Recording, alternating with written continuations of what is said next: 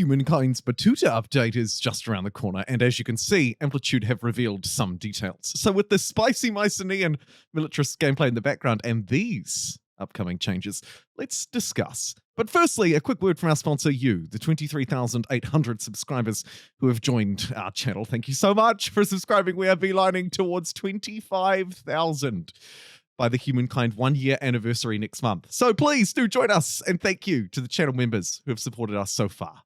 So, the latest update for Humankind, or the next update I should say, is called the Battuta update. And with it, it's going to bring a variety of changes, and Amplitude have already revealed quite a few of them and teased some extra spicy ones in future as well.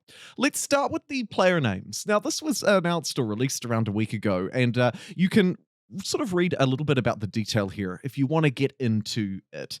But let me sort of summarize in a nutshell. Basically, what they're saying is, here, we're developing more immersive player names and empire names to try and remove that kind of, oh, that's pink, oh, that's green, right? That sort of lack of real identity or flavor or relatability to other empires in the game. It becomes a bit of a wash, and you refer to them maybe as their color rather than who they actually are, what they're playing as. Now, if we remind ourselves of the Humankind roadmap that they released months and months and months ago now, with a particular focus on the third point here in the improvements, this is the immersive empire names that they were talking about. However, it's with a little bit of a twist. You see, in Humankind, of course, as we move through, we change cultures every era, and therefore it becomes a little bit difficult to have a grounding feature to name an empire after. So they've taken a slightly different approach. Here you can see a little reveal. I'll leave it down the bottom of your screen for a little bit longer on what this will look like. Instead, they're opting for immersive player names rather than immersively naming their empire. Say the Egyptians turn into the Carthaginians. Later, they turn into the Australians. I'm not sure how you could keep all of that together, right? What are you, the Egypto-Carthago-Australians? That's only with 3 cultures. What would it look like with 6? Instead, of course, the logical approach is to therefore name the empire after its ruler, the one thing that remains consistent in any Humankind playthrough. Unless, of course, you're transcending every time, in which case, power to you, friend.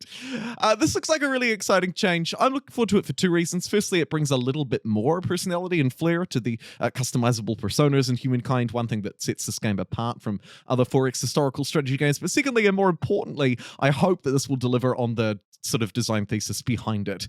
Make it more applicable and easier to identify empires so that I don't have to just refer to them as pink or orange. And particularly important if I'm playing against influencer personas or subscriber personas, and I want to rule against, for example, the Priest King Dark Arrow, or the Enlightened Monarch JumboPixel, or whatever it may be. Hopefully, these titles will actually really relate to the ideologies of our empires in-game as well. We'll see how it plays out. Although I would note on the Games Together forum, the Humankind forums, where they talk about these development updates a little bit ahead of time, they do go on to say that unlike the names of avatars, say Priest King, the titles will shift over the course of the game as they enact different government civics. So you may deal with kings and queens in the early game, but presidents and great leaders in the late game. Of course, you'll retain your actual avatar themselves, though, so that uniqueness will be maintained. Some of these government civics also take into account your ideologies, so even an aristocratic republic might be ruled by an emperor if their ideology leans towards authority. They go on to say that they'll look to improve this and take on our ideas as they move through. Looking forward to seeing how it plays out. Hopefully it will fix that sort of lack of consistency and bring empire names stretching across cultures, united by their common leader, more to the forefront of Humankind diplomatic relations too. Now, more hot off the press, they've announced some other quality of life changes coming to Humankind. The first is Law of the Land Part 2. In the Bolivar update, they enabled the unlock conditions for civics to be transparent in their tooltips. Now we can plan ahead and actually figure out how to unlock civics. Well, in the next update, as you can see, the Battuta update, we'll also know the effects of what will be labeled as seemingly unknown choices. We'll actually get to figure out what these civics are doing. So now it's not just unlocking them, but also what they'll be able to do. To quote the development diary, The developers, Amplitude, go on to say that they're adding effects of both choices of every civic to tooltips. So we as players can decide which ones are worth pursuing. And that's really important to forward planning in a playthrough. Between the unlock conditions and the effects, we should now have all of the information we need to shape our empire's policies and traditions according to our vision. Really important for forward planning in Humankind, for setting a direction of an empire, particularly, of course, as we have more empire names and titles and other flavor elements coming through, giving more significance to the breadth of an empire across a game rather than focusing on specific cultures and little nuances throughout. Seems like a great thing, and overall, we can see a picture that it's starting to paint. A nice quality of life change, but not one in isolation. We also heard of the, and as they've called it in the development diary update, let's slip the fog of war. Another one I'm quite excited about. And this relates back to some previous work they did in previous updates around overhauling the combat system. Now looking at line of sight, essentially. Again, I'll throw this one down to the bottom left of your screen so that you can read it if you'd like to, or you can pause. But let me fill you in on what they've done here, or what they intend to do. Speaking of vision, they've overhauled the line of sight system. The old system, they go on to say in the development diary, favored the defender in many ways and had some quirks that felt unintuitive and frustrating to many players. And I, for one, can put my hand up, was one of those. Nice to see them just openly and honestly fronting that. I appreciate that. Why would these forests and units get in the way of your cannon on the crest of a hill? Question mark. A wonderful question indeed. So what they've done is cut units and forests down to size to make it easier to exploit elevation and bring full firepower to bear. At the same time, they've improved the line of sight check to be more accurate. Another great thing, but also something that they fixed quite a while ago, was those sort of red outlines around units that could be hit by a unit, i.e. Showing us the line of sight, showing us the units that would be within its range, depending on where it moved. That was a great fix. Nice to see them taking more action on this. They go on to say that your front line should interfere a bit less with shooting, while cliffs should have a bigger impact. You may need to get right up to the edge to shoot down at your enemies, and you will be much less safe from return fire. Cliffs were a little bit overpowered, so it'll be interesting to see how those play out in actual nitty-gritty combat, and also, of course, how the AI will handle these changes to the sort of natural landscape, line of sight, and fog of war, because it's not just the manual battles and the human interactions, whether in single player or multiplayer, but also how the AI might choose to use those features in both an aggressive attack, but also in defending their cities from your attacks. And that'll be a fun one to play test once the update hits our computer screens. Fourthly, we have a relatively small one, but it does fit with the overall theme of Humankind and some of the things that I really love about this game. It's beautiful cities. On the left, you can see the old, and on the right, you can see the new, somewhat more believedly and allegedly organic-looking cities. Now, I'll show you them a little bit closer up so that you can try and sort of spot the difference. The photos are mostly the same. You will note that in the development diary, they have made a special point to clarify here that this is not meant to be a resounding overall change, but rather to move away from the sort of slightly rigid road layouts in cities that didn't feel quite natural or organic enough. So what they've done is they've rotated some tiles at random to break those sort of fixed and rigid patterns, as well as fixing some issues with the commons quarters. While they were at it, they also configured the toggle UI hotkey to remove territory borders so that we can take beautiful screenshots without those ugly lines getting in the way. Whether you notice this or not, perhaps it doesn't really matter. I think it's a nice overall change, though, to help what is already a beautiful world look just that little bit more organic. What could be the largest change of all, coming in fifth and finally, is what they teased at the end of the development diary. Take a look. That's all for now, but we hope you will enjoy these visual improvements to the game. Come back next week for an early look at some of the changes we are making to cultures.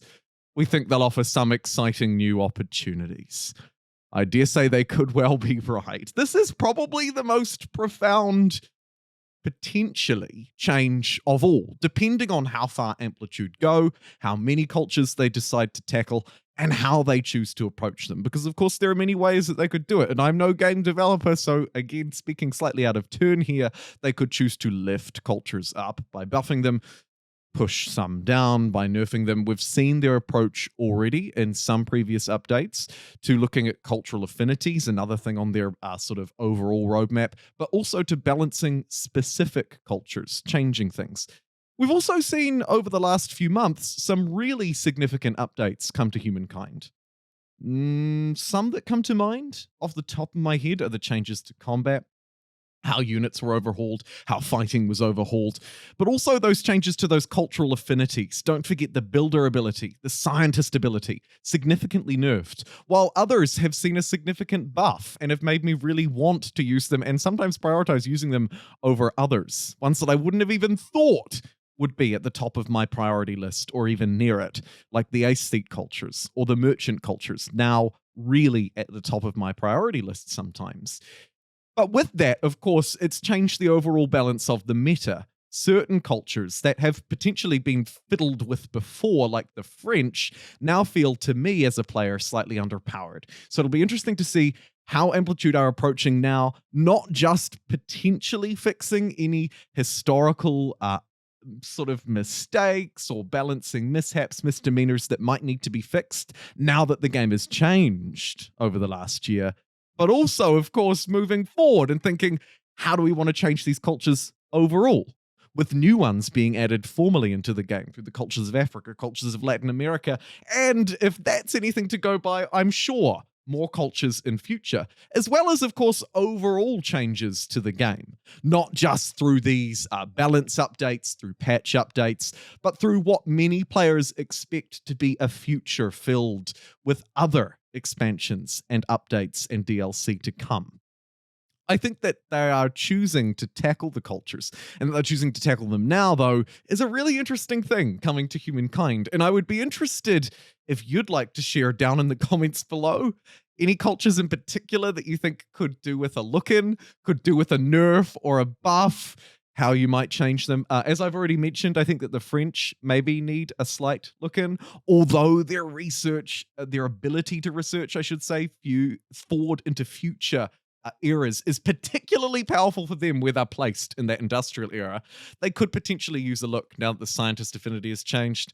I think the Hittites is one that I talk about a lot. They're a militarist culture, so I do think that makes them quite powerful, but also they feel a little underpowered and I often overlook them. Maybe you have a few like that you overlook or that are always picks. Let me know. I think overall, though, the way that they tease that, right, and I'll quote it to you one more time, come back next week, which at the time of recording this is nearly this week, for an early look at some of the changes we're making to cultures. One other thing that I'd like to note, and this is sort of purely speculative, is that when these big sweeping changes come through, not just these quality of life ones, the empire names, city looks, but changes to cultural balancing, it can have a really profound impact on the overall metagame of Humankind. So something to bear in mind is that these kind of updates are particularly worthwhile of testing, and I intend to try and jump into it as much as I can here on the channel and test that live when the update launches. We don't know quite when that will be, but of course we can look back to previous updates to Humankind game to try and piece together how it fits in and also how it fits in with that roadmap that I showed you earlier on. We know that the Amplitude team tend to release an update once roughly every 1 to 2 months, and we would be on track to receive this update sometime between now and when Humankind hits its year anniversary. One other thing that I should note is that before the end of the video, Humankind is coming up to its 1 year anniversary. Humankind launched in August last year. It is now July of this year. That means we are but a few weeks away. As I mentioned at the start of the video, we're probably also going to cross over the 25,000 subscriber mark around that time. So there'll be loads of stuff to celebrate. And by the looks of these development diaries and things that Amplitude have been teasing about Humankind, loads of things to test, play with, and trial as well. Thank you very much for joining me in some spicy, very aggressive, fast-moving Mycenaean and then Roman gameplay. It was on blitz speed, by the way, if you're wondering how it was just so fast. Thanks so much for tuning in, and I will see you next time, not just for more Humankind tips and tricks and update coverage, but also for some spicy, I hope, Battuta live streams. Thank you very much for joining me. I'll see you next time.